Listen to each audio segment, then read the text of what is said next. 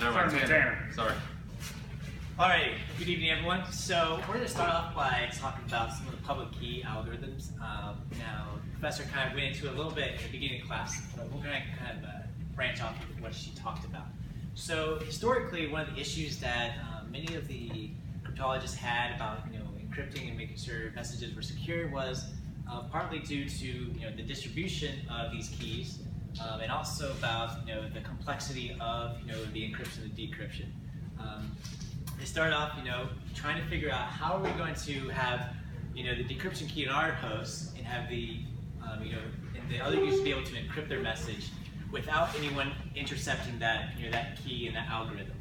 And the other issue they had was making sure that their algorithms was actually complex enough that people who were smart enough wouldn't be able to intercept or decode those things for their own purposes. So there's two individuals, Diffie and Hellman, in 1976, kind of started with one of the more advanced kind of, encryption and decryption kind of system. And basically, they kind of proposed, and this is kind of a high-level overview of what they proposed. They would have one public key and one private key. Essentially, the public key would be anyone would be able to access this key throughout the internet, and the private key would only be available to that host in order to decrypt the message. So in the example they have shown here, Alice wants to send some encrypted message to Bob. And so essentially, what Alice would do, her host would go to Bob's public key, would grab that key, and that public key would be the encryption key. And so Alice would call that function on the plain text, which would encrypt it into a ciphertext, which would then Alice would then send that message to Bob. Now Bob on his host would have the private key which knows how to decrypt the encrypted message. And so when Bob receives the ciphertext, he uses the private key in order to decrypt the ciphertext back into this normal plain text file. And if Bob wanted to send another key or another message back to Alice, he would basically do the same thing. Alice would have a public encryption key, and Bob would then on his host have a private decryption key.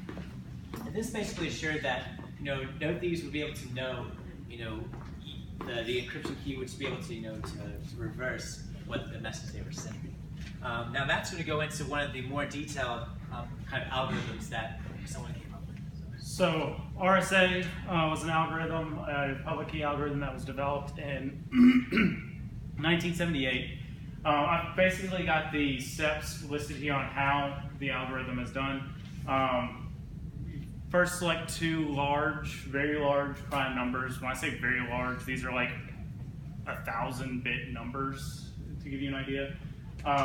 P and Q, you compute N, which is just P times Q, and then Z, which is P minus 1 times Q minus 1. You choose D such that it's relatively prime, so that it has no common factors with Z. And then you find E such that it's the multiplicative inverse of D in modulo Z. So everyone knows modulo arithmetic or clock arithmetic. So then when you go to encrypt the plain text message with RSA, you raise your plain text message to the power E and then mod N. And to decrypt it, you do the opposite. You take the ciphertext message, raise it to the power D, and do that mod N. In this algorithm, your public key is E, the pairing of the numbers E and N, and your private key is the pairing of the numbers D and N. And what makes this algorithm so successful or so hard to crack is the fact that large numbers, like I said, these are 1,000-bit numbers. It's very hard to factor these numbers, so knowing the public key, E and N, it's infeasible to find this private key D with such large numbers. And then so that was RSA. Some other algorithms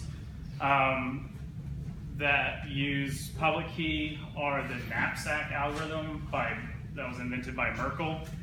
This is not something that is used anymore because it is not secure. Merkle actually gave a $100 prize to anyone who could crack the code, and Shamir, the S from RSA, cracked it. He improved the algorithm, offered $1,000, and Revest, I believe is how you pronounce it, also from RSA, cracked that and got the $1,000 reward. So it's not secure at all. We don't use it anymore. Others, public key algorithms involve logarithms. Some of them use elliptical curves, but the large majority either involve factoring very large numbers or using logarithms. And this is just because mathematically these problems are very, very difficult to solve without the extra information. Okay, so I'm going to be talking about digital signatures. So just a little bit. Basically, it's like the intensity of many legal, like financial things that you will have handwritten from a signature. So in this case, like in order for a party to send a message to another party, it has to meet a couple of these criteria. You know, the receiver can verify the plain identity of the sender. So like, take example for like a bank. You know, it has to be able to like. Your bank will have to know that it's you that's sending some type of message. The sender cannot let it replicate the content of message, so like you can't like just think about fraud in this way. And then the receiver cannot possibly have conducted the message themselves, so you can't make up any type of message or signature. And then one thing is a symmetric key signature. And so the way this works is that there's someone in the middle, which is the BB is basically the big brother. So in this case, if Alice wants to send a message to Bob, if they were trying to send a message to Bob, if we're trying to send a letter, whatever, to like Bob, in this case P, K, A, B, R, A, T, and P is all included. B is actually what Bob's identity is. RA is just a random number. T is a timestamp, and then KA is actually the key. So when we send it through the big brother, so just a question: does anybody know kind of what the big brother is? This include like typically it's like the government. It could be lawyers, banks, anything really official. That's what they have to go through them. And then once that goes through that, they decrypt it, and then Bob gets the plain text of Alice's message, which would be, in this case, KBB, A, T, and P, and it's included with the signed message. So the problem with this actually is that not everybody trusts the big brother. So there's a lot of people here that don't trust the government, that doesn't want to, don't have the faith within them. So another thing is like what they talked about is the public key signature, and the way this works is Alice can send a signed plain text message like P to Bob by transmitting it, and then the thing is like Alice knows her own private key, which is DA, and then Bob and also Bob's public key, so they construct a message and then they can transmit it. Once Bob receives the message, he forms it. He forms it using the private key, and then he stores his text in a safe place, and then applies it to get the original plain text. So one of the things here is like if Alice denies having the sent P to Bob, Bob can just produce both P and the private key again, and then they can originate it from. And then Alice also she can also disassemble her secret key, so you can always change your key whenever you want. So that's why it has a little bit of argument going back and forth. And then I think we're going to management of public keys are entrusted to the certificate authority. Basically, is an organization that certifies the public keys and proves that they are authentic. Public keys are actually binded to an individual or a particular company. They are not secret or protected. Anyone can access these.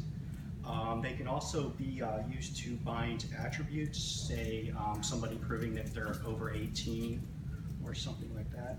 Generally, a fee is paid to obtain one of these, and anyone can get one of these. Let's see, next we have X509. This was basically created to simplify the different types of certificates. It's encoded using OSI ANS1. Currently, we are on version 3 of this, and this allows the use of DSS names instead of the X500 name to make it more clear who the certificates reference and to get the person they want. Basically, the graphic up here is the fields that you will find if you were to actually look at one of these certificates.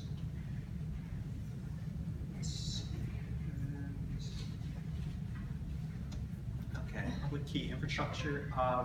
Basically, it's a hierarchy of the certificate authorities. You have like your local certificate authority, your regional, and it would go all the way up to the root authority. One of the things that they discuss is where should we store these certificates? Should they be stored in a DNS server, or should we have dedicated servers that handle these? Public key infrastructure also has multiple components that consist of users, certificate authorities, certificates, and directories. And public key infrastructure provides a way of structuring these components. The certified revocation list is issued by the CA. This basically revokes any license that is found to be misused, or if their public key or their private key, has been exposed, or the worst case scenario, their certificate authority's private key has been exposed. All right, so when security started to become like a relatively big issue, one of the first systems we came up with to help deal with it is known as IPsec. So that's short for IP security. It works on multiple services, algorithms, and granularities. It's located in the IP layer, but it's actually a connection-oriented service. Some of the benefits we have from using multiple algorithms and granularities is that with multiple algorithms, if one of them fails down the line or breaks, we have more to come into the place of it, so like the system can keep working. And then with multiple granularities, it allows it to work. Yes? Are you saying you throw it through multiple encryptions? Like encrypt it and then encrypt it again? Yes. Oh, okay. Yeah. So that allows it, that's one of the big pluses of IP security. It allows it to go through all those systems. SA, Security Association, is a connection between the two endpoints, basically used to establish the key that's going to be used in between the two devices that are talking to each other. Internet Security Association and Key Management Protocol. ISA-KMP is what establishes the keys and uses the exchange between the two. There's two main modes that IP security uses to you connect with each other. Transport is the header is inserted just after the IP, and then tunnel mode is an IP packet encapsulated in a new IP packet. It's an increased size, so it takes longer to send, but it has some advantages, such as it can handle multiple TCP connections going through one stream, and it's also good at blocking intruders. So it's a little bit larger, but you get more benefits out of using it. That brings us to authentication. Authentication is what we use to provide integrity and checking. It doesn't provide the data encryption, but it does the integrity stuff. It's inserted between the IP header and the TCP header, you can see, and it's mainly comprised of 4 sections. So there's the next header. This is where the TCP is stored. The security parameter, which is where records the receiver of the database. The sequence number is where the a unique number is generated in between the transmissions, so that can detect replay attacks. And yeah, that's what that is. Authentication data is a variable length field. It contains the signature. It can be of any length. And then ESP is like the AP, except it still goes in the same place, except the HMAC is removed out of that and put in front. So this is more efficient than the other one before, because it's easier to implement this in hardware, and yeah, it's easier to implement, and it can send more packets per second, though it's not really being utilized yet because when they worked on the original AP, and then so the original AP was meant for integrity, and then ESP could just do secrecy. Actually, that's what AH was for secrecy and ESP was for integrity. And then once ESP could actually do both, it was just sensible to phase out the authentication header, but it never came through because they spent so much time and money working on it, they didn't want to replace it. So over time, they'll eventually phase it out, and we'll be using ESP for everything. Alright, so I'm here to talk to you about wireless security. This is one of the most vulnerable ways that someone can intercept your data, so it's very important that we talk about it. So, 802.11 security. So this is a data link layer security protocol, and it prevents a wireless node from reaching, or what it basically does is keeps packets from being pulled out of the air by someone who's trying to read them. And it is caught between different wireless nodes. And it also is called WPA2, which stands for the Wi-Fi Protected Access 2, which is the second iteration of that. They replaced WEP, which had major security flaws that were exposed, and the need for a new security protocol was brought up, and this is what became of it. Currently, the 802.1x, which basically it allows access that carries dialogue between the with the authentication that we just spoke about, and the EAP tells the client and tells how the client and authentication server interact. Next, we have the MIC, the message integrity check, and that protects the messages from being intercepted, and it's based on the session key. And as you can see the diagram here, it has how the different client and access points are protected via these different. So first off, we have different sessions, and this is basically just a rundown on how that works using the acknowledgements and the distribution group key. And then the temporary key integrity protocol. This protects the message itself rather than the senders. It guarantees integrity, and it provides authentication checks to make sure that the message that the person is receiving is the same one that the client is sending. And this is a video that we have on encryption.